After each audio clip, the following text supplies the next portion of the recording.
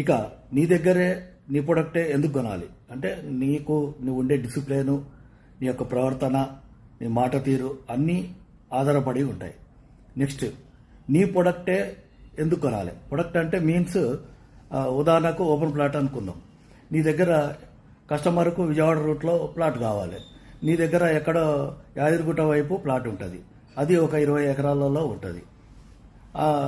అది నువ్వు కన్విన్స్ చేయడం కష్టమవుతుంది. అంటే నువ్వు ఎంచుకునే ప్లాట్ఫామ్ విస్తృతమైంది ఉండాలి, చాలా పెద్దదై ఉండాలి. అంటే హైదరాబాదు నలుదిక్కుల ఏ వైపు కస్టమర్ ఒక ఓపెన్ ప్లాట్ అడిగితే ఆ వైపు ఇవ్వగలిగేటట్టు నువ్వు ఎంచుకున్న ప్లాట్ఫామ్ ఉండాలి. అట్ ద సేమ్ టైం ఆ కంపెనీకి గుడ్ విల్ ఉండాలి మార్కెట్లో. కస్టమర్కు ఎన్ని సంవత్సరాల నుంచి ఏ విధంగా సర్వీస్ చేస్తుంది అనే దాని మీద ఆధారపడే కస్టమర్ నీ దగ్గర ఉన్న ఓపెన్ ప్లాట్ అయితే కొనడానికి అవకాశం ఉంటుంది. అంటే ఉదాహరణకు ప్లాట్ తీసుకుంటే మార్కెటింగ్ రంగాల్లో అయితే అది నీ డిసిప్లిను, నువ్వు ఎంచుకున్న ప్లాట్ఫామ్ రెండు మ్యాచ్ అయితేనే మ్యాచ్లో విన్ అవుతావు, సక్సెస్ అవుతావు.